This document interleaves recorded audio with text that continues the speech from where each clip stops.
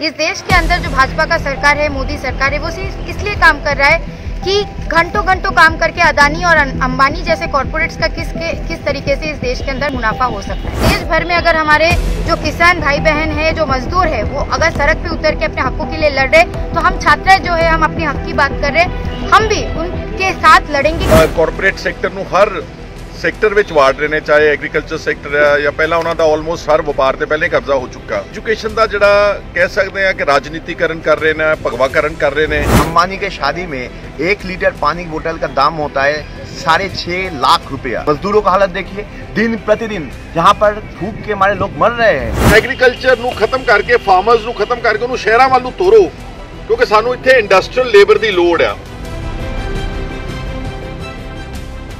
दिल्ली के मुख्यमंत्री अरविंद केजरीवाल ने कहा है कि केंद्र सरकार दे तीनों खेती कानून किसान विरोधी हैं।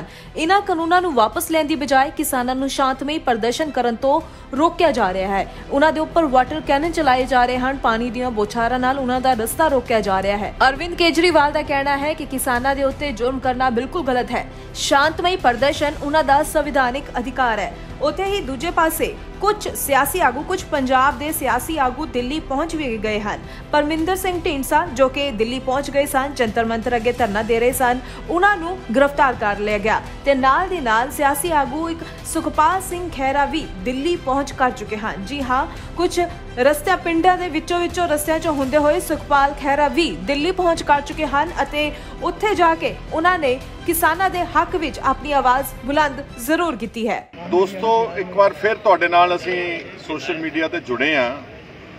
इशू बहुत इंपॉर्टेंट है, तुसीं सारे जानते हो। कल दा काफ़ी वड्डे पद्धर ते किसानां दा विद्रोह हो रहा वा और जिस ढंग दे नाल सारे पंजाब चों बहुत वड्डी तादाद विच, शायद जे मैं गलत ना होवां तां लखां दी तादाद विच ट्रैक्टर ट्रॉलीज़ लैके इस कड़कदी ठंड विच किसानां ने अपने हकूक की गल कहण वास्ते दिल्ली का प्रोग्राम उलीकिया सी 26 ते 27 नवंबर का। जो दिल्ली नूं आ रहे सी सारा, और इहदा पिछोकड़ ये जांदा पिछे कि जिहड़ा पिछले 2 महीनों तो काले कानूनों के खिलाफ किसान संघर्ष कर रहे हैं ना, वो बिल्कुल शांतमई रहा। पंजाब दे विच किसी दे कोई सट पेट नहीं लगी, कोई पब्लिक प्रॉपर्टी डैमेज नहीं की, अपनी गल कह रहे सीगे। अफसोस इस गल का कि साडियां जिहड़ियां केंद्र की सरकार आ, उहनूं साडी गल तां उन्होंने की मननी सी, उल्टा साडे ते शर्तां लाउण लग गए कि तुहाडीआं असीं खाद ते कोले दीआं ट्रेन्स तां चलावांगे जे पहिलां तुसीं साडीआं पैसेंजर ट्रेन चलाओ। ये पहली बार देखा कि मंगण वाले किसान ने ते शर्तां रख रही आ केंद्र की सरकार। इस संघर्ष के पड़ाव नूं अगे वधाउण वास्ते, क्योंकि जो कोई गवर्नमेंट आनाकानी करे, सुने ना लोगों की गल, तो फिर किसानों के कोल होर कोई राह नहीं सीगा। किसान जथेबंदियां ने फिर कॉल दी कि आपां 26-27 नूं दिल्ली जाना। उसलिए उन्होंने बहुत वड्डे पद्धर ते तैयारी की। ट्रैक्टर ट्रॉलियां सारे पंजाब के लगभग 13,000 पिंड है, तो मेरा ख्याल कोई पिंड इदां दा नहीं होना जिथों किसानों के हक विच, चाहे उन्होंने शुभ चिंतक कह लो, चाहे आम नागरिक कह लो, वो सारे जिहड़े सीगे उन्होंने दिल्ली वाल नूं कूच किया। हरियाणे बॉर्डर ते आण के अंबाले दे कोल कल बहुत झड़प हुई उन्होंने, क्योंकि सब का अधिकार है अपनी गल डेमोक्रेटिक तरीके नाल कहना। असी अगर डेमोक्रेसी दे विच रहने हैं तो फिर सानू साडा फंडामेंटल राइट है कि असी जो अपने हक की गल कह सकते हैं। दिल्ली साडे देश की राजधानी है, वो कोई बांग्लादेश की राजधानी है, पाकिस्तान की राजधानी तो है नहीं सीगी, पर उन्होंने उत्थे अंबाले ते पिपली ते हरियाणे के कई पासों जिहड़ी डब वाली साइड तो एंट्री कर रहे थे किसान, या जिथों जिथों भी वो सारा बॉर्डर सील कर दिते। और फिर तुसी सामने कल सोशल मीडिया ते देख लिया कि किस तरह जिहड़े जुझारू नौजवान ने उन्होंने चक के वड्डे जिहड़े सीमेंटेड वड्डे वड्डे पत्थर रखे सी, क्रेनां नाल चक के रखे सी, वो हत्थां नाल चक के उन्होंने परे कीते, बैरीकेड तोड़े, अगे वधे। उत्थे फिर पानी दीआं बुछारां, कल शाम बहुत ठंड सीगी ते वाटर कैनन्स यूज़ करके पुलिस ने, साडे बहादुर लोगों ने वाटर कैनन्स भी उन्होंने मूँह भी मोड़ दिते ते फिर काफ़ी हद तक अगे आउण विच कामयाब हो गए। उस कड़ी विच कुछ लोगों ने फैसला लिया सीगा कि सानू पता सीगा कि उत्थे रोकिया जाएगा, तो दिल्ली भी पहुँचना बहुत जरूरी सी, क्योंकि उत्तर प्रदेश तो या हरियाणे चों या ਰਾਜਸਥਾਨ ਤੋਂ ਕੁਝ ਲੋਕ ਆਪਣੇ ਲੈਵਲ ਦੇ ਉੱਤੇ ਪਹੁੰਚ ਰਹੇ ਸੀਗੇ। ਉੱਥੇ ਫਿਰ ਅਸੀਂ ਸਾਰੇ ਹਰਿਆਣੇ ਦੇ ਕੱਲ ਪਿੰਡਾਂ ਦੇ ਵਿੱਚੋਂ ਹੁੰਦੇ ਆਏ, ਅਸੀਂ ਕੁਝ ਐਮਐਲਏ ਸਾਡੇ ਸਤਿਕਾਰਯੋਗ ਪਹਿਲਾਂ ਵੀ ਦੱਸ ਚੁੱਕਾ ਵਾਂ, ਹੁਣ ਵੀ ਬੈਠੇ ਨੇ। ਸਰਦਾਰ ਜਗਦੇਵ ਸਿੰਘ ਕਮਾਲੂ ਐਮਐਲਏ ਮੌੜ ਨੇ, ਮੇਰੇ ਨਾਲ ਇਮੀਡੀਏਟਲੀ ਤੇਜਿੰਦਰਪਾਲ ਸਿੰਘ ਸੰਧੂ, ਇਹਨਾਂ ਦੇ ਸਤਿਕਾਰਯੋਗ ਪਿਤਾ ਜੀ ਸਰਦਾਰ ਜਸਦੇਵ ਸਿੰਘ ਜੀ ਸੰਧੂ ਸਾਹਿਬ ਬਹੁਤ ਵਾਰ ਐਮਐਲਏ ਰਹੇ, ਮਿਨਿਸਟਰ ਰਹੇ, ਬਹੁਤ ਚੰਗਾ ਪਰਿਵਾਰ ਆ। ਫਿਰਮਲ ਸਿੰਘ ਖਾਲਸਾ ਐਮਐਲਏ ਭਦੌੜ, ਨਾਲ ਹੀ ਸਰਦਾਰ ਸੁਖਦੇਵ ਸਿੰਘ ਜੀ ਚੱਕ ਜਿਹੜੇ ਕਿ ਬਹੁਤ ਪੰਜਾਬ ਹਤੈਸ਼ੀ ਨੇ, ਅਮਨਦੀਪ ਸਿੰਘ ਜੀ ਚੈਰੀ, ਪਰਮਿੰਦਰ ਸਿੰਘ ਜੀ ਢੀਂਡਸਾ ਉੱਤਰਾਖੰਡ ਤੋਂ ਕਿਸਾਨ ਆਗੂ ਹੈ ਆਪਣੇ ਨਾਲ, ਮੈਂ ਕਰਾਉਣਾ ਬਹੁਤ ਸਾਰੇ ਲੋਕ, ਉਹਨਾਂ ਨੂੰ ਹੁਣ ਸਾਡੇ ਤੋਂ ਖਦੇੜ ਕੇ ਉਹਨਾਂ ਨੂੰ ਅਲੱਗ ਇੱਕ ਬੱਸ ਵਿੱਚ ਕਰਨਾਲ ਬਾਰਡਰ ਕੁੰਡਲੀ ਬਾਰਡਰ ਵੱਲ ਨੂੰ ਲਿਜਾਇਆ ਗਿਆ। ਸਾਨੂੰ ਸਾਰਿਆਂ ਨੂੰ ਪੁਲਿਸ ਨੇ, ਦਿੱਲੀ ਪੁਲਿਸ ਨਾਲ ਬੈਠੇ ਨੇ ਸਾਰੇ ਪੁਲਿਸ ਵਾਲੇ, ਸਾਨੂੰ ਦਿੱਲੀ ਪੁਲਿਸ ਨੇ ਕਿਹਾ ਕਿ ਅਸੀਂ ਆਪਣੀ ਹਿਰਾਸਤ ਵਿੱਚ ਲੈਂਦੇ ਆ, ਤੇ ਸਾਨੂੰ ਪਾਰਲੀਮੈਂਟ ਸਟਰੀਟ ਪੁਲਿਸ ਸਟੇਸ਼ਨ ਤੋਂ ਜੰਤਰ ਮੰਤਰ ਤੋਂ ਜਿੱਥੇ ਅਸੀਂ ਗਏ ਸੀਗੇ ਬੰਗਲਾ ਸਾਹਿਬ ਗੁਰਦੁਆਰਾ ਸਾਹਿਬ ਮੱਥਾ ਟੇਕ ਕੇ, ਉੱਥੋਂ ਸਾਨੂੰ ਉਹਨਾਂ ਨੇ ਡਿਟੇਨ ਕਰਕੇ ਇਸ ਵਕਤ ਜਿਹੜਾ ਹਰੀਨਗਰ ਦਾ ਸਟੇਡੀਅਮ ਹੈ ਇੱਥੇ, ਜਿੱਥੇ ਪੁਲਿਸ ਨੇ ਇਹਨੂੰ ਇੱਕ ਡਿਟੈਂਸ਼ਨ ਕੈਂਪ 'ਚ, ਜੇ ਮੇਰੇ ਪਿੱਛੇ ਮੈਂ ਤੁਹਾਨੂੰ ਹੁਣੇ ਗੱਲ ਵੀ ਕਰਾਊਂਗਾ, ਬਹੁਤ ਸਾਰੇ ਸਤਿਕਾਰਯੋਗ ਸਟੂਡੈਂਟਸ ਨੇ ਜਿਹੜੇ ਜਵਾਹਰ ਲਾਲ ਨਹਿਰੂ ਯੂਨੀਵਰਸਿਟੀ ਦੇ, JNU ਸਾਡੇ ਦੇਸ਼ ਦੀ ਸਭ ਤੋਂ ਵਧੀਆ ਯੂਨੀਵਰਸਿਟੀ ਆ, ਬਹੁਤ ਹੋਣਹਾਰ ਬੱਚੇ ਨੇ। ਇਹਨਾਂ ਦੀ ਜਿਹੜੀ ਆਰਗੇਨਾਈਜੇਸ਼ਨ SFI, ਇਹ ਵੀ ਕਿਸਾਨਾਂ ਦੇ ਹੱਕ ਵਿੱਚ ਜੰਤਰ ਮੰਤਰ ਤੇ ਬੈਠੇ ਹੋਏ ਸੀ ਸਾਡੇ ਤੋਂ ਪਹਿਲਾਂ। ਇਹਨਾਂ ਨੂੰ ਵੀ ਸਾਰਿਆਂ ਨੂੰ ਇੱਥੇ ਨਾਲ ਲੈ ਕੇ ਆਏ ਗਏ ਨੇ। ਇੱਕ MLA ਸਾਹਿਬ ਦੱਸ ਰਹੇ ਉੱਤਰਾਖੰਡ ਤੋਂ ਕਿਸਾਨ ਪਹੁੰਚੇ ਨੇ। क्या नाम है भाई साहब आपका? परशोत्तम जी, ये उत्तराखंड तो आए ने। इस करके ਅੱਜ ਦਿੱਲੀ ਦੇ ਵਿੱਚ ਇਸ ਤਰ੍ਹਾਂ ਦਾ ਇੱਕ ਜਿੱਦਾਂ ਛਾਉਣੀ ਬਣਾਈ ਹੋਈ, ਕਿਸੇ ਨੂੰ ਕਿਤੇ ਲੈ ਗਏ, ਕਿਸੇ ਨੂੰ ਕਿਤੇ ਲੈ ਗਏ, ਕਿਸੇ ਨੂੰ ਕਿਤੇ ਲੈ ਗਏ। ਇਹਨਾਂ SFI ਦੇ ਸਟੂਡੈਂਟਸ ਦੇ ਨਾਲ ਵੀ ਬਹੁਤ ਜ਼ਿਆਦਾ ਤਾਦਾਦ ਵਿੱਚ ਬੱਚੇ ਸੀਗੇ, ਇਹਨਾਂ ਨੂੰ ਵੀ ਹੁਣ ਉੱਥੇ ਇਹਨਾਂ ਨੇ ਕਰਤਾ। ਇਸ ਤੋਂ ਪਹਿਲਾਂ ਕਿ ਮੈਂ ਇਹਨਾਂ SFI ਦੇ JNU ਦੇ ਜਿਹੜੇ ਪ੍ਰੈਜ਼ੀਡੈਂਟ ਨੇ, ਮੈਨੂੰ ਬੜਾ ਮਾਣ ਹੈ, ਸਾਡੀ ਬੱਚੀ ਆ ਸਤਿਕਾਰਯੋਗ आयशी घोष। ਤੁਹਾਨੂੰ याद होना कि जो शाहीन बाग मोर्चे में थी ये बात हुई सारी, जब आपका तकरार हुआ था। हाँ, JNU के अंदर पुलिस ने बहुत गुरशागर्दी की सी। उदों की सट लगी है, हले भी निशान है। ये प्रेजिडेंट ने जवाहर लाल नेहरू यूनिवर्सिटी के JNU के स्टूडेंट और नाल ही उन्होंने होर भी बहुत सारे बच्चे ने, तो नाल उन्होंने मयूक विश्वास, ये ऑल इंडिया जनरल सैकटरी ने SFI दे। इस तो पहला कि मैं गल करा, मैं चाहूँगा कि तुसी उन्हां नाल गल कराओ कि की कहंदे ने। नहीं खड़े हो, कोई आप भी खड़े हो जाओ। मैं तो सिर्फ आपसे ये पूछना, हम तो चलो लड़ते ही हैं, हमारा तो काम है पंजाब के लोगों का ना, कोई भी गलत काम होते हैं तो हम लड़ते हैं। तो आप हमारे से भी पहले बैठे थे, आप बताना चाहेंगे कि आप इस किसान आंदोलन के बारे में क्या कहना चाहते हैं? पहले तो हम लोग इस बात को विश्वास करते हैं कि आज अगर हम लोग देख रहे हैं कि इस देश में अगर हिंदुस्तान को किसी ने बनाया है, वो भारत के जो मजदूर है वो किसान है। और आज पूरे देश के अंदर हम देख रहे हैं जो किसान है, जो मजदूर है, वो लोग रास्ते पे उतर के आए हैं। जो कानून आया है, लेबर लॉज आए हैं, जो एग्रो बिल्स आए हैं, वो किस तरीके से लाया गया है और वो किस तरीके से किसानों के ऊपर हानि पहुंचाने वाला है। इस देश के अंदर जो भाजपा का सरकार है, मोदी सरकार है, वो सिर्फ इसलिए काम कर रहा है कि घंटों घंटों काम करके अदानी और अंबानी जैसे कॉरपोरेट्स का किस तरीके से इस देश के अंदर मुनाफा हो सकता है। और आज स्टूडेंट होने के नाते, छात्र होने के नाते हम ये समझते हैं कि अगर हमारे देश के किसान और मजदूर अच्छे नहीं रह सकते तो हम कोई अच्छे नहीं रह सकते। और इसीलिए सॉलिडारिटी में हम लोग जंतर मंतर में ज्वाइन किए थे प्रोटेस्ट में, कि आज देश भर में अगर हमारे जो किसान भाई बहन है, जो मजदूर है, वो अगर सड़क पे उतर के अपने हकों के लिए लड़ रहे, तो हम छात्र जो है, हम अपने हक की बात कर रहे, हम भी उनके साथ लड़ेंगे। क्योंकि हम जो स्टूडेंट्स हैं, बहुत सारे JNU में जो स्टूडेंट्स हैं, उनके मम्मी पापा भी कोई मजदूर है, कोई किसान है, तो उनके सॉलिडारिटी हम लोग खड़े हुए हैं कि आज अगर किसान को उनका हक नहीं मिलेगा तो उनके जो बच्चे होंगे वो पढ़ लिख नहीं पाएंगे, यूनिवर्सिटीज़ में वो रह नहीं पाएंगे। आज अगर हमें किसान वो लोग खाना नहीं उगाएंगे तो आज हमें किसी को इस देश के अंदर खाना नहीं मिलेगा। इस बात को हम समझते हैं और इसीलिए इस बात की सॉलिडारिटी में हम लड़ने आए। इसके साथ साथ एक छोटी सी बात कहने चाहेंगे कि मोदी और भाजपा सरकार का जिस तरीके से एक अटैक मजदूर और किसान पे चल रहा है, वैसे ही स्टूडेंट कम्युनिटी पे भी चल रहा है। जो नई शिक्षा नीति को लाया गया है, वो प्राइवेटाइजेशन का पूरा मॉडल को यहाँ पे ढकेलने की कोशिश कर रहा है। जो गुणवत्तापूर्ण शिक्षा होता है, उसके जगह डिजिटल एजुकेशन को जो ला रहे हैं, वहाँ पे हम देख रहे हैं दिल्ली के अंदर ही ऐश्वर्या जैसे एक स्टूडेंट है लेडी श्रीराम कॉलेज का, उसको आत्महत्या करना पड़ता है क्योंकि उसके पास संसाधन नहीं है। तो इन सारे जो पॉलिसीज है प्राइवेटाइजेशन, इसके खिलाफ हम लोग खड़े होते हैं और इस जो मॉडल लाने की कोशिश कर रहा है कॉरपोरेट का, उसके खिलाफ हम खड़े होते हैं। इसीलिए आज 26 और 27 का जो कॉल दिया गया है उसके सॉलिडेरिटी में स्टूडेंट्स की तरफ से हम लोग सॉलिडेरिटी में खड़े हुए किसानों और मजदूरों के साथ। ਬਹੁਤ ਸ਼ੁਕਰੀਆ ਤੁਸੀਂ ਇਹਨਾਂ ਦੀ ਗੱਲ ਸੁਣੀ ਕਿ ਇਹਨਾਂ ਨੇ ਨਾ ਸਿਰਫ ਕਿਸਾਨ ਅੰਦੋਲਨ ਦੀ ਸਪੋਰਟ ਕਰ ਰਹੇ ਨੇ, ਪਰ ਇਹਨਾਂ ਨੇ ਜਿਹੜੀ ਐਜੂਕੇਸ਼ਨ ਪਾਲਿਸੀ ਬਣਾਈ ਬੀਜੇਪੀ ਨੇ, ਜਿੱਦਾਂ ਕਿ ਕਾਰਪੋਰੇਟ ਸੈਕਟਰ ਨੂੰ ਹਰ ਸੈਕਟਰ ਵਿੱਚ ਵਾੜ ਰਹੇ ਨੇ, ਚਾਹੇ ਐਗਰੀਕਲਚਰ ਸੈਕਟਰ ਹੈ ਜਾਂ ਪਹਿਲਾਂ ਉਹਨਾਂ ਦਾ ਆਲਮੋਸਟ ਹਰ ਵਪਾਰ ਤੇ ਪਹਿਲੇ ਕਬਜ਼ਾ ਹੋ ਚੁੱਕਾ, ਤਾਂ ਐਜੂਕੇਸ਼ਨ ਦਾ ਜਿਹੜਾ ਕਹਿ ਸਕਦੇ ਆ ਕਿ ਰਾਜਨੀਤੀਕਰਨ ਕਰ ਰਹੇ ਨੇ, ਭਗਵਾਕਰਨ ਕਰ ਰਹੇ ਨੇ, ਉਹਦਾ ਇਹ ਹੋਣਹਾਰ ਬੱਚੇ ਨੇ ਜਿਹੜੇ ਵਿਰੋਧ ਕਰਦੇ ਨੇ। ਔਰ ਮੈਂ ਦਾਦ ਦਿੰਦਾ ਵਾਂ ਆਇਸ਼ੀ ਘੋਸ਼ ਜੀ ਦਾ ਜਿਹੜੇ ਪ੍ਰੈਜ਼ੀਡੈਂਟ ਨੇ, ਔਰ ਇਹਨਾਂ ਨੇ ਬਹੁਤ ਸਟਰਗਲ ਪਹਿਲਾਂ ਵੀ ਕੀਤਾ। ਸਾਡੇ ਸਾਰੇ ਦੇਸ਼ ਦੇ ਨੌਜਵਾਨਾਂ ਦੀ ਹਮਦਰਦੀ ਇਹਨਾਂ ਦੇ ਨਾਲ ਆ। ਔਰ ਇਹਨਾਂ ਤੋਂ ਪਹਿਲਾਂ ਜਿਹੜੇ ਕਨਈਆ ਕੁਮਾਰ ਜੀ ਪ੍ਰੈਜ਼ੀਡੈਂਟ ਸੀਗੇ, ਉਹਨਾਂ ਤੇ ਵੀ ਬਹੁਤ ਵਿਕਟਮਾਈਜੇਸ਼ਨ ਹੋਈ। ਬਹੁਤ ਅੱਛੀ ਆਵਾਜ਼ ਆ ਸਾਰੇ ਦੇਸ਼ ਦੀ।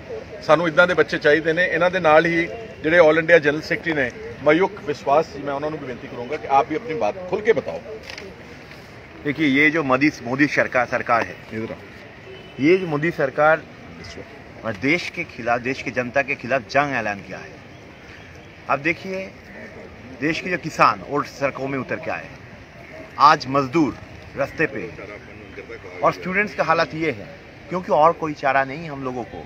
हम लोग एक साथ मिलके ये लड़ाई लड़ रहे हैं, ये जंग हम लोग लड़ रहे हैं।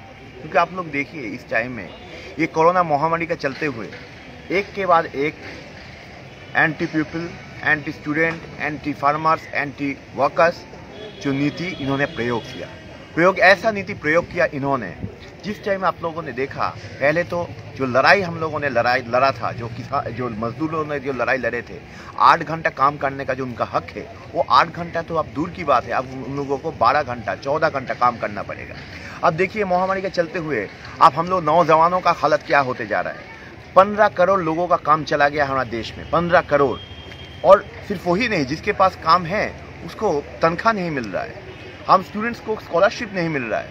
और दूसरी तरफ आप देखिए, जैसे अंबानी पहले था, जो लॉकडाउन से पहले वो दुनिया का 9th सबसे अमीर लोग थे, और अब हो गया क्या, 4th हो गया अभी मोदी जी और ये अमित शाह उसके बेटे के, जब अंबानी के शादी में जाने के लिए वो बेताब होते हैं। जिस अंबानी के शादी में 1 लीटर पानी की बोतल का दाम होता है 6.5 लाख रुपया, 6.5 लाख। वो आइसलैंड के ग्लेशियर से आता है वो पानी। और हम लोगों का हालत, हम लोग किसानों का हालत देखिए, अब हम लोग का ये मजदूरों का हालत देखिए। दिन प्रतिदिन यहाँ पर भूख के मारे लोग मर रहे हैं। अब अगर ये जो फार्मर्स बिल जो आने वाला है, जो लेकर आए हैं ये सरकार, ये हमारे देश का जो अन्नदाता है, इस अन्नदाता को खत्म करने का एक बड़ा साजिश है। और यही अंबानी और अदानी को लूट के लिए दरवाजा खोल रहा है ये सरकार। और जहाँ पर अंबानी और अदानी के लिए ये सब कर रहा है, आप देखिए, इन लोगों को सिर्फ यही नहीं, जो भाजपा के घनिष्ठ जो करोड़पति है, उन लोगों का हालत देखिए। जो मेहुल चोस्की, विजय माल्या जैसा लोग जो हमारा बैंक से करोड़ों रुपया लेकर भाग गया है, उन लोगों को ही फिर से वो सब्सिडी दे रहा है ये सरकार। 68,000 करोड़ रुपया 50 ऐसा जो करोड़पति है इन लोगों को दे रहा है। और हम लोगों के पास स्कॉलरशिप नहीं है, युवाओं के पास नौकरी नहीं है। तो हम लोग कह रहे हैं ये बात, धर्म के नाम पे मत तोड़ो, नौजवानों को काम से जोड़ो। और धर्म के नाम पे ये बंटवारा कर रहा है ये सरकार। किसी टाइम वो NRC लेकर आता है, किसी टाइम में मंदिर मस्जिद लेकर आता है। लेकिन हम बोल रहे हैं ये लड़ाई बाबरी के लिए नहीं है, लड़ाई ये नौकरी के लिए है। ये लड़ाई अस्त्र के लिए नहीं है, ये वस्त्र के लिए है। ये लड़ाई दीक्षा के लिए नहीं, ये लड़ाई शिक्षा के लिए है। ये लड़ाई स्वाधीनता, जनवाद, समाजवाद के लिए है। ये दाढ़ी और चोटी का लड़ाई नहीं है ये। तो इसलिए हम लोग को इकट्ठा होना पड़ेगा, क्योंकि ये जो सरकार है, ये सरकार आप देख रहे हैं, इनके पास CBI है, इनके पास सुप्रीम कोर्ट है, इसके पास ED है, सब कुछ लेकर ये टूट पड़ा है जनता के ऊपर। लेकिन हम लोगों ने देखा, जो अंग्रेजों के खिलाफ पूरा हिंदुस्तान एक साथ होकर लड़ाई लड़े थे, जात पात धर्म के आधार पे नहीं, हम लोग एक साथ ये लड़ाई लड़े थे। और यही मौका फिर से आ गया है। जो अंग्रेजों का जो चाटुकार थे, जो दलाल थे, उन लोगों के खिलाफ ये लड़ाई अब जारी है। वो अंबानी अदानी जो हमारा देश का जल जमीन जंगल बिक रहा है एनवायरमेंट इम्पैक्ट असेसमेंट के नाम पे, जो हमारा देश का किसानों को बर्बाद कर रही है फार्म बिल्स के नाम पर, जो ये नया जो अमेंडमेंट तैयार कर रहा है, ये लेबर लॉ खत्म कर रहा है। और हम लोगों का स्टूडेंट्स, हम लोगों का देखिए, जैसे मैं बोल रहा था, स्कॉलरशिप नहीं है, फीस बढ़ रहा है दिन प्रतिदिन, और डिजिटल डिवाइड हो रहा है। अरे लोगों के पास आटा खरीदने का पैसा नहीं है, डेटा कैसे खरीदेगा ये लोग। हम लोगों के पास यहाँ पर देश में सिर्फ 27% लोगों के घर में कुछ इंटरनेट तो पहुँचता है और गांव में वो भी 4% लोगों के पास पहुँचता है। जहाँ पर हम लोग के देश में जहाँ पर 8.5 घंटा इलेक्ट्रिसिटी रहता है ज़्यादा से ज़्यादा घर में, तो वहाँ पर डेटा कहाँ से आएगा, वहाँ पर इलेक्ट्रिसिटी कहाँ से आएगा। तो हम लोग ये बात पूछ रहे हैं, हम लोग बोल रहे हैं भाई पहले आप लोग जो कर रहे हो, जो बंटवारा के राजनीति कर रहे हो, आप लोग पहले स्कूल तैयार करो, आप लोग पहले यूनिवर्सिटी तैयार करो। वो नहीं कर रहा है। सिर्फ हम लोग देख रहे हैं इस टाइम हर जगह वो लोग बोल रहे थे, ये अच्छे दिन का सपना दिखाने का बात कर रहे थे मोदी सरकार। तो अच्छे दिन की तो दूर की बात है। आप देखिए हम लोग के ऊपर ये इतना बड़ा आक्रमण है, तो हम लोग चाहते हैं ये पूरा जो आक्रमण हो रहा है इसके खिलाफ हम लोग इकट्ठा होके ये लड़ाई लड़ेंगे। और यही उम्मीद के साथ ये लड़ाई जब हिंदुस्तान एक साथ लड़ता है वो जीतते हैं हिंदुस्तान वो लड़ाई, और हिंदुस्तान को बचाने का लड़ाई है, ये देश को बचाने का लड़ाई है, वो लड़ाई हम लोग लड़ेंगे और जीतेंगे। धन्यवाद। विश्वास जी आपका बहुत धन्यवाद। बहुत अच्छियां गल्लां कीतियां, किन्ने विद्वान ने बच्चे और किन्नियां इंसाफ पसंदी ਦੀਆਂ ਗੱਲਾਂ, ਚਾਹੇ ਉਹ ਕਿਸਾਨਾਂ ਲਈ ਨੇ, ਚਾਹੇ ਉਹ ਮਜ਼ਦੂਰਾਂ ਲਈ ਨੇ, ਚਾਹੇ ਉਹ ਨੌਜਵਾਨਾਂ ਲਈ ਨੇ। ਇਹਨਾਂ ਦੀ ਹਿੰਮਤ ਦੇਖੋ ਕਿ ਦੇਸ਼ ਦੇ ਤਾਨਾਸ਼ਾਹ ਪ੍ਰਾਈਮ ਮਿਨਿਸਟਰ, ਤਾਨਾਸ਼ਾਹ ਸਰਕਾਰ ਦੇ ਖਿਲਾਫ ਤੱਥਾਂ ਦੇ ਆਧਾਰ ਤੇ ਅੰਕੜੇ ਦੇ ਕੇ ਕਿ ਕਿਸ ਤਰ੍ਹਾਂ ਕਾਰਪੋਰੇਟਸ ਨੂੰ ਫਾਇਦਾ ਦੇ ਰਹੀ ਹੈ ਸਰਕਾਰ ਇੱਕ ਗਰੀਬ ਕਿਸਾਨ, ਗਰੀਬ ਮਜ਼ਦੂਰ, ਗਰੀਬ ਆਦਮੀ ਦੇ ਉਹਦੀ ਕੀਮਤ ਤੇ। ਸੋ ਇਸ ਲਈ ਮੈਂ ਇਹਨਾਂ ਬੱਚਿਆਂ ਦਾ ਬਹੁਤ ਸ਼ੁਕਰੀਆ ਅਦਾ ਕਰਦਾ। ਇਹਨਾਂ 'ਚੋਂ ਬਹੁਤ ਸਾਰੇ ਜਿੱਦਾਂ ਪਹਿਲਾਂ ਦੱਸਿਆ ਕਿ ਉਹ ਦੂਸਰੇ ਪੁਲਿਸ ਸਟੇਸ਼ਨ ਵਿੱਚ ਖਦੇੜ ਦਿੱਤੇ ਗਏ ਨੇ। ਸਾਡੇ 'ਚੋਂ ਵੀ ਪਰਮਿੰਦਰ ਸਿੰਘ ਢੀਂਡਸਾ ਜਿਹੜੇ MLA ਨੇ ਸਾਡੇ ਭਰਾ, ਉਹਨਾਂ ਨੂੰ ਪਰੇ ਕੁੰਡਲੀ ਬਾਰਡਰ ਨਾਲ ਲੈ ਗਏ ਸੀਗੇ। ਇਸ ਤਰ੍ਹਾਂ ਨਾਲ ਸਾਰੇ ਦਿੱਲੀ ਦੇ ਵਿੱਚ ਵੱਖ-ਵੱਖ ਥਾਵਾਂ ਤੇ ਪੁਲਿਸ ਨੇ ਲੋਕਾਂ ਨੂੰ ਡਿਟੇਨ ਕੀਤਾ। ਇੱਕ ਸ਼ਬਦ ਵਰਤਿਆ ਸੀ ਉਹਨੇ ਵਿਸ਼ਵਾਸ ਜੀ ਨੇ ਆਪਣੇ ਗੱਲ ਵਿੱਚ ਕਿ ਸਬਸਿਡੀ। ਦੋਸਤੋ ਮੈਂ ਕਹਿਣਾ ਚਾਹੁੰਦਾ ਕਿ ਇਸ ਦੇਸ਼ ਦੀ ਸਰਕਾਰ ਦਾ ਤੁਸੀਂ ਇੱਕ ਨਜ਼ਰੀਆ ਦੇਖੋ ਕਿ ਜਿਹੜੇ ਤਾਂ ਪਹਿਲਾਂ ਹੀ ਬਹੁਤ ਅਮੀਰ ਲੋਕ ਨੇ ਕਾਰਪੋਰੇਟ, ਜਿਨ੍ਹਾਂ ਦਾ ਜ਼ਿਕਰ ਕੀਤਾ ਜਾ ਰਿਹਾ, ਅੰਬਾਨੀ, ਅਡਾਨੀ, ਟਾਟਾ, ਬਿਰਲਾ, ਮਹਿੰਦਰਾ, ਹੋਰ ਬਹੁਤ ਸਾਰੇ ਨੇ ਜਿਨ੍ਹਾਂ ਦੀ ਇੱਕ ਬੜੀ ਲੰਬੀ ਕਤਾਰ ਆ। ਇਹਨਾਂ ਲੋਕਾਂ ਨੂੰ ਦੇਸ਼ ਦੀ ਸਰਕਾਰ ਇਹਨਾਂ ਦੇ ਵੱਡੇ ਵੱਡੇ ਜਿਹੜੇ ਕਰਜ਼ੇ ਸੀ ਨਾ, ਉਹ ਜਿਹੜੇ NPO ਹੋ ਚੁੱਕੇ ਇਹਨਾਂ ਦੇ ਅਕਾਊਂਟ, ਜਿਹੜੇ ਬੈਂਕਾਂ ਨੂੰ ਪੈਸੇ ਨਹੀਂ ਦੇ ਸਕਦੇ ਇਹ ਲੋਕ, ਉਹ ਸ਼ਾਇਦ 12 ਕੇ 13 ਕੇ 15 ਲੱਖ ਕਰੋੜ ਰੁਪਏ ਮੋਦੀ ਸਾਹਿਬ ਦੀ ਸਰਕਾਰ ਨੇ ਪਿਛਲੇ ਕੁਝ ਸਾਲਾਂ 'ਚ ਇਹਨਾਂ ਦਾ ਅਰਬਪਤੀਆਂ ਦਾ ਮਾਫ ਕੀਤਾ ਵਾ। ਔਰ ਜਦੋਂ ਕਿਸਾਨ ਦੀ ਵਾਰੀ ਆਉਂਦੀ ਤਾਂ ਉਹਨੂੰ ਕਰਜ਼ਾ ਤਾਂ ਉਹਦਾ ਕੀ ਮਾਫ ਕਰਨਾ ਵਾ, ਕਰਜ਼ਾ ਤਾਂ ਉਸ ਦਾ ਕੀ ਮਾਫ ਕਰਨਾ ਵਾ। ਉਹਨੇ ਕਿਤੇ 2 ਲੱਖ ਰੁਪਏ ਦਾ ਵੀ ਕਰਜ਼ਾ ਚੁੱਕਣਾ ਹੋਵੇ ਨਾ, ਉਹਦੀਆਂ 10 ਉਂਗਲਾਂ ਲਵਾਈ ਜਾਂਦੀਆਂ, ਉਹਦੇ ਸਾਰੇ ਪਰਸਨਲ ਜਾਇਦਾਦ ਦੀ ਗਰੰਟੀ ਪਾਈ ਜਾਂਦੀ ਆ, ਤੇ ਜੇ ਕਿਸ਼ਤ ਨਾ ਮੋੜੇ ਉਹ ਫਿਰ ਉਹਦਾ गिरफ्तार करके ਉਹਦੇ ਵਾਰੰਟ ਕੱਢ ਕੇ ਉਹਦੀ ਤੋਹੀਨ ਕਰਕੇ ਉਹਨੂੰ ਜੇਲ੍ਹਾਂ 'ਚ ਸੁੱਟਿਆ ਜਾਂਦਾ। ਔਰ ਇਸ ਦੇਸ਼ ਦੇ ਵਿੱਚ ਤੁਸੀਂ ਦੇਖ ਲਓ ਕਿਸ ਤਰ੍ਹਾਂ ਦਾ ਵਾਤਾਵਰਨ ਹੈ। ਜਿਹੜੇ ਤਾਂ ਕਿਸਾਨ ਆ ਉਹਨਾਂ ਨੂੰ ਕਹਿੰਦੇ ਜੀ ਤੁਹਾਡੀ ਮਦਦ ਕਰਨੀ, ਉਹਨੂੰ ਕਹਿੰਦੇ ਨੇ ਸਬਸਿਡੀ। ਮਤਲਬ ਸਾਨੂੰ ਇਹ ਕਹਿੰਦੇ ਨੇ ਕਿ ਤੁਹਾਨੂੰ ਤੁਹਾਡੇ ਤੇ ਆਸਾਨ ਕਰ ਰਹੇ, ਅਸੀਂ ਤੁਹਾਨੂੰ ਸਬਸਿਡੀ ਦੇ ਰਹੇ ਹਾਂ। ਤੇ ਜੇ ਕਾਰਪੋਰੇਟ ਘਰਾਣਿਆਂ ਦੇ ਉੱਤੇ ਕੋਈ ਇੰਡਸਟਰੀ ਨੂੰ, ਵੱਡੀ ਇੰਡਸਟਰੀ ਨੂੰ ਫਾਇਦਾ ਦੇਣਾ, ਉਹ ਕਹਿੰਦੇ ਜੀ ਇਨਸੈਂਟਿਵ ਹੈ। ਲਫ਼ਜ਼ ਦੇਖੋ ਕਿੱਦਾਂ ਦੇ ਘੜੇ ਹੋਏ ਨੇ। ਸਾਡੀ ਬੇਇੱਜ਼ਤੀ ਵਾਸਤੇ ਸਬਸਿਡੀ ਆ, ਉਹਨਾਂ ਦੀ ਬੇਇੱਜ਼ਤੀ ਲੁਕਾਉਣ ਵਾਸਤੇ ਉਹਨੂੰ ਇਨਸੈਂਟਿਵ ਕਿਹਾ ਜਾਂਦਾ ਵਾ। ਪਹਿਲਾਂ ਤਾਂ ਅਸੂਲਨ ਵੱਡਾ ਜਿਹੜਾ ਵਿਤਕਰਾ ਇੰਡਸਟਰੀ ਦੇ ਤਾਕਤਵਰ ਵੱਡੇ ਕਾਰਪੋਰੇਟ ਤੇ ਆਮ ਕਿਸਾਨਾਂ ਦੇ ਵਿੱਚ। ਦੂਸਰਾ ਹੈਗਾ ਕਿ ਕਿਸਾਨ ਜਿਹੜੇ ਨੇ ਉਹ ਮੈਂ ਸਮਝਦਾ ਕਿ ਸਾਰੇ ਦੇਸ਼ ਨੂੰ ਅੱਜ 65-70% ਪਿੰਡਾਂ ਦੇ ਲੋਕ ਚਲਾ ਰਹੇ ਨੇ। ਇੱਕ ਨਾ ਡਿਜ਼ਾਈਨ ਹੈ ਬੜਾ ਅੱਛਾ, ਮੈਂ ਕੋਟ ਕਰ ਦਿੰਦਾ, ਦਵਿੰਦਰ ਸ਼ਰਮਾ ਨੂੰ ਕੋਟ ਕਰ ਰਿਹਾ ਵਾਂ ਜਿਹੜੇ ਫਾਰਮ ਇਕੋਨੋਮਿਸਟ ਨੇ। ਉਹਨਾਂ ਨੇ ਕਿਹਾ ਇੱਕ ਅੰਦਰ ਖਾਤੇ ਨਾਲ ਇੱਕ ਨੀਤੀ ਬਣਾਈ ਹੋਈ ਆ ਆਪਣੀ ਸਰਕਾਰ ਨੇ, ਚਾਹੇ ਉਹਦੇ ਤੇ ਇੰਟਰਨੈਸ਼ਨਲ ਪ੍ਰੈਸ਼ਰ ਕਹਿ ਲਓ, ਕੁਝ ਕਹਿ ਲਓ, ਉਹ ਸਰਕਾਰ ਨੇ ਇੱਕ ਨੀਤੀ ਬਣਾਈ ਕਿ ਹੌਲੀ ਹੌਲੀ ਐਗਰੀਕਲਚਰ ਨੂੰ ਖਤਮ ਕਰਕੇ, ਫਾਰਮਰਸ ਨੂੰ ਖਤਮ ਕਰਕੇ ਉਹਨੂੰ ਸ਼ਹਿਰਾਂ ਵੱਲ ਨੂੰ ਤੋਰੋ, ਕਿਉਂਕਿ ਸਾਨੂੰ ਇੱਥੇ ਇੰਡਸਟਰੀਅਲ ਲੇਬਰ ਦੀ ਲੋੜ ਆ, ਸਾਨੂੰ ਇੱਥੇ ਕਾਮਿਆਂ ਦੀ ਲੋੜ ਆ। ਵੈਸਟਰਨ ਵਰਲਡ ਵਿੱਚ ਆਲਰੇਡੀ ਅਮਰੀਕਾ ਤੇ ਦੂਜੇ ਸਟੇਟਸ ਜਿਹੜੇ ਕੰਟਰੀਜ਼ ਨੇ ਉਹਦੇ 'ਚ ਕਿਸਾਨੀ ਖਤਮ ਕਰ ਚੁੱਕੇ ਨੇ। ਔਰ ਆਪਣੇ ਦੇਸ਼ ਦੀ ਜਿਹੜੀ ਇੱਕ ਪ੍ਰੋਪਰ ਮਿੱਥੀ ਹੋਈ ਨੀਤੀ ਆ ਕਿ ਸ਼ਾਇਦ ਆਉਣ ਵਾਲੇ 5-4 ਸਾਲ ਵਿੱਚ ਉਹ ਜਿੰਨੇ ਵੀ ਲੋਕ ਖੇਤੀ ਕਰਦੇ ਨੇ ਉਹਨੂੰ ਅੱਧੇ ਨੂੰ ਉਹਨਾਂ ਨੇ ਸ਼ਹਿਰਾਂ 'ਚ ਸ਼ਿਫਟ ਕਰਨਾ ਵਾ। ਸ਼ਾਇਦ 38%, 65-70% ਚੋਂ 38% ਲੋਕਾਂ ਨੂੰ ਸ਼ਹਿਰਾਂ ਵਿੱਚ ਸ਼ਿਫਟ ਕਰਕੇ ਉਹਨਾਂ ਨੂੰ ਕਾਮੇ ਬਣਾਉਣਾ ਵਾ। ਇਸ ਨੀਤੀ ਦੇ ਨਾਲ ਇਹ ਜਿਹੜੇ ਕਾਲੇ ਕਾਨੂੰਨ ਬਣਾਏ ਗਏ ਨੇ, ਕਾਲੇ ਕਾਨੂੰਨ ਐਵੇਂ ਨਹੀਂ ਬਣਾਏ ਗਏ ਤਾਈਓ ਮੋਦੀ ਸਾਹਿਬ ਦੀ ਸਰਕਾਰ ਏਡਾ ਸਟੈਂਡ ਲੈ ਰਹੀ, ਕਿਉਂਕਿ ਇਹ ਕਾਰਪੋਰੇਟ ਨਾਲ ਬੈਠ ਕੇ ਤੈਅ ਕਰਕੇ ਤਾਂ ਕਾਨੂੰਨ ਬਣਾਏ ਗਏ ਨੇ। ਇਹਨਾਂ ਨੂੰ ਛੇਤੀ ਦੇ ਕੇ ਵਾਪਸ ਨਹੀਂ ਲੈਣਾ, ਪਰ ਇਹਦਾ ਮਤਲਬ ਇਹ ਨਹੀਂਗਾ ਕਿ ਆਪਣਾ ਸੰਘਰਸ਼ ਅਸੀਂ ਛੱਡ ਦਈਏ। ਔਰ ਕਿਸਾਨਾਂ ਦੀ ਗੱਲ ਕਹਿਣਾ ਚਾਹੁੰਦਾ, ਸਾਦੀਆਂ ਗੱਲਾਂ ਜਿਹੜੀਆਂ ਮੈਂ ਜਾਣਦਾ ਵਾਂ ਕਿ ਦੇਖੋ ਅੱਜ ਤੋਂ 50 ਸਾਲ ਪਹਿਲਾਂ 1 ਤੋਲਾ ਸੋਨਾ ਲੈਣਾ ਹੁੰਦਾ ਸੀ ਨਾ ਆਪਾਂ, ਲਗਭਗ 250 ਰੁਪਏ 1 ਤੋਲਾ ਸੋਨਾ ਸੀਗਾ। ਤੇ 2 ਕੁਇੰਟਲ ਕਣਕ ਵੇਚ ਕੇ ਆਪਾਂ 1 ਤੋਲਾ ਸੋਨਾ ਲੈ ਲੈਂਦੇ ਸੀ। 50 ਸਾਲ ਬਾਅਦ ਸਾਰੇ ਦੇਸ਼ ਦੇ ਸਾਰੇ ਵਰਗਾਂ ਨੇ ਬਹੁਤ ਤਰੱਕੀ ਕੀਤੀ ਆ, ਪਰ ਕਿਸਾਨ ਉੱਥੇ ਦਾ ਉੱਥੇ ਖੜਾ ਬਲਕਿ ਪਿੱਛੇ ਗਿਆ ਵਾ। ਅੱਜ ਅਸੀਂ ਉਹੀ 1 ਤੋਲਾ ਸੋਨਾ ਲੈਣਾ ਹੋਵੇ ਤਾਂ ਸਾਨੂੰ 25 ਕੁਇੰਟਲ ਕਣਕ ਵੇਚਣੀ ਪੈਂਦੀ ਆ। ਇਹ ਮੈਂ ਤੁਹਾਨੂੰ ਸਿਰਫ ਮਹਿੰਗਾਈ ਦੀ ਇਨਫਲੇਸ਼ਨ ਦੀ ਦਰ ਸਮਝਾ ਰਿਹਾ ਵਾ ਕਿ ਕਿਸ ਤਰ੍ਹਾਂ ਬੇਇਨਸਾਫੀ ਹੋਈ ਸਾਡੇ ਫਸਲਾਂ ਦੀਆਂ ਕੀਮਤਾਂ ਨੂੰ ਲੈ ਕੇ।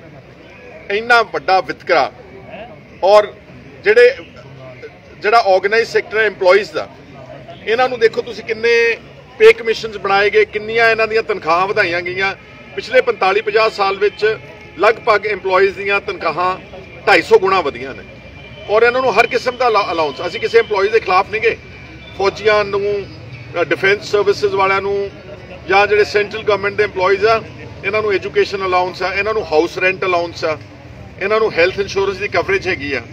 ਇਹਨਾਂ ਨੂੰ ਇੱਥੋਂ ਤੱਕ ਕਿ ਸੁਪਰੀਮ ਕੋਰਟ ਦੇ EMPLOYEES ਤੇ ਡਿਫੈਂਸ ਵਾਲਿਆਂ ਨੂੰ ਸ਼ਾਇਦ 21,000 ਰੁਪਇਆ ਸਾਲ ਦਾ ਕੱਪੜੇ ਧੋਣ ਦਾ ਮਿਲਦਾ ਵਾ। ਕਈ ਤਰ੍ਹਾਂ ਦੇ ਅਲਾਉਂਸਸ ਇਹਨਾਂ ਨੂੰ ਮਿਲਦੇ ਨੇ, ਪਰ ਕਿਸਾਨ ਲਈ ਨਾ ਐਜੂਕੇਸ਼ਨ ਦਾ ਕੋਈ ਅਲਾਉਂਸ ਆ ਕਿ ਉਹਦੇ ਬੱਚੇ ਨਹੀਂ ਹੈਗੇ, ਨਾ ਉਹਨੂੰ ਕੋਈ ਸਿਹਤ ਵਾਸਤੇ ਕੋਈ ਅਮਦਾਦ ਆ, ਕੋਈ ਇੰਸ਼ੋਰੈਂਸ ਕਵਰ ਆ।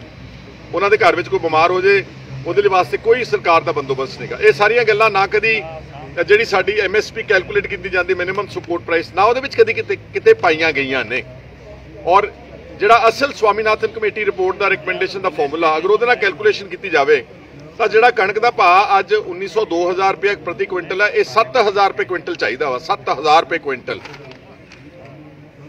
ਤੇ ਕਿਸਾਨਾਂ ਦੀ ਆਮਦਨ ਪਿਛਲੇ 50 ਸਾਲ ਜਿੱਦਾਂ ਮੈਂ ਦੱਸਿਆ ਕਿ 250 ਗੁਣਾ ਵਧੀ ਹੈ EMPLOYEES ਦੀ, ਤੇ ਕਾਰਪੋਰੇਟ ਦੀ ਤਾਂ ਪਤਾ ਨਹੀਂ ਕਿੰਨੇ ਹਜ਼ਾਰ ਗੁਣਾ ਵਧੀ ਆ। ਹੁਣੇ ਨੌਜਵਾਨ ਵੀਰ ਨੇ ਦੱਸਿਆ ਕਿ ਲੋਕਡਾਊਨ ਵਿੱਚ ਹੀ ਅੰਬਾਨੀ ਜਿਹੜਾ 9ਵੇਂ ਨੰਬਰ ਤੇ ਸੀਗਾ ਉਹ 4ਥੇ ਨੰਬਰ ਤੇ ਅਮੀਰ ਆਦਮੀਆਂ ਦੀ ਲਿਸਟ ਵਿੱਚ ਆ ਗਿਆ ਵਾ।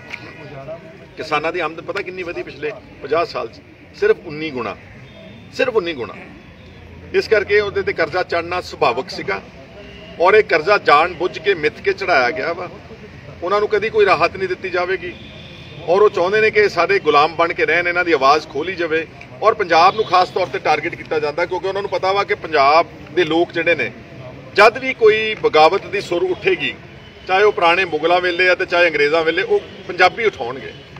ਇਸ ਕਰਕੇ ਸਾਨੂੰ ਉਹ ਕੀ ਕਹਿੰਦੇ ਹੁੰਦੇ ਆ ਕਿ ਸਾਨੂੰ ਉਹ ਇੱਕ ਕਿਸਮ ਦਾ ਸਾਨੂੰ ਉਹ ਮਾਨਸਿਕ ਤੌਰ ਤੇ ਵੀ ਕਮਜ਼ੋਰ ਕਰਨਾ ਚਾਹੁੰਦੇ, ਆਰਥਿਕ ਤੌਰ ਤੇ ਤਾਂ ਕਮਜ਼ੋਰ ਕਰ ਹੀ ਚੁੱਕੇ ਨੇ ਆਲਰੇਡੀ। ਇਸ ਕਰਕੇ ਜਿਹੜਾ ਕਿਸਾਨਾਂ ਨੇ ਸੰਘਰਸ਼ ਕੀਤਾ ਸ਼ੁਰੂ, ਅਸੀਂ ਸਭ ਜਿੰਨੇ ਵੀ ਬੈਠੇ ਹਾਂ ਅਸੀਂ ਥੋੜੇ ਆ, ਕਮਜ਼ੋਰ ਆ, ਘੱਟ ਆ। ਆ ਬੱਚੇ ਬੈਠੇ ਨੇ ਦਿੱਲੀ 'ਚ, ਅਸੀਂ ਸਾਰੇ ਉਹਨਾਂ ਦੇ ਮੁੱਦਈ ਆ। ਚਾਹੁੰਦੇ ਆ ਕਿ ਕੇਂਦਰ ਸਰਕਾਰ ਇਹ ਗਲਤੀਆਂ ਨਾ ਕਰੇ। ਆ ਜਿਹੜਾ ਕੱਲ ਉਹਨਾਂ ਤੇ ਪੁਛਾੜਾਂ ਕੀਤੀਆਂ, ਜ਼ੁਲਮ ਢਾਇਆ, ਇਹ ਤਾਂ ਫਿਰ ਐਮਰਜੈਂਸੀ ਹੋ ਗਈ। ਹੋਰ ਕਿੱਦਾਂ ਐਮਰਜੈਂਸੀ ਲੱਗਦੀ ਹੁੰਦੀ ਕਿ ਆਪਾਂ ਕਿਸੇ ਨੂੰ ਬੋਲਣ ਨਹੀਂ ਦੇਣਾ, ਕਿਸੇ ਨੂੰ ਜਾਣ ਨਹੀਂ ਦੇਣਾ ਔਰ ਉਹਨਾਂ ਦੇ ਪਾਣੀ ਵਾਟਰ ਕੈਨਨਸ ਮਾਰੇ ਗਏ, ਇਹੀ ਐਮਰਜੈਂਸੀ ਹੁੰਦੀ। ਹੋਰ ਕੀ ਐਮਰਜੈਂਸੀ ਹੁੰਦੀ ਆ? ਤੇ ਜਦੋਂ ਕਾਂਗਰਸ ਐਮਰਜੈਂਸੀ ਲਾਵੇ ਤਾਂ BJP ਬੜੀ ਪਿੱਟਦੀ ਸੀ ਕਿ ਇਹਨਾਂ ਨੇ ਐਮਰਜੈਂਸੀ ਲਾਈ। ਪਾਰਲੀਮੈਂਟ ਦੇ ਸੈਸ਼ਨ ਵਿੱਚ ਹਰ ਵਾਰੀ ਉਹਨਾਂ ਨੂੰ ਝੂਠੇ ਕਰਦੇ ਨੇ ਤੇ ਆਪ ਐਮਰਜੈਂਸੀ ਲਾਈ ਹੋਈ ਆ। ਹਰ ਕਿਸਮ ਦੇ ਹਕੂਕ ਦੇ ਉੱਤੇ ਡਾਕਾ। ਅਸੀਂ ਬੈਠੇ ਹੁਣ ਸਾਨੂੰ ਇੱਥੇ ਬੰਦੀ ਬਣਾ ਕੇ ਇੱਕ ਸਟੇਡੀਅਮ ਦੇ ਵਿੱਚ ਰੱਖਿਆ ਹੋਇਆ ਵਾ ਕਿ ਤੁਸੀਂ ਕੋਈ ਗੱਲ ਨਹੀਂ ਕਰ ਸਕਦੇ, ਤੁਸੀਂ ਆਪਣਾ ਝੰਡਾ ਨਹੀਂ ਲਹਿਰਾ ਸਕਦੇ। ਜੰਤਰ ਮੰਤਰ ਕਿਸੇ ਦੀ ਪਰਸਨਲ ਜਾਇਦਾਦ ਤਾਂ ਹੈ ਨਹੀਂ ਕਿ ਦੇਸ਼ ਦਿੱਲੀ ਦੀ ਜਿਹੜਾ ਰਾਜਧਾਨੀ ਉਹ ਸਭ ਦੀ ਰਾਜਧਾਨੀ ਹੈ।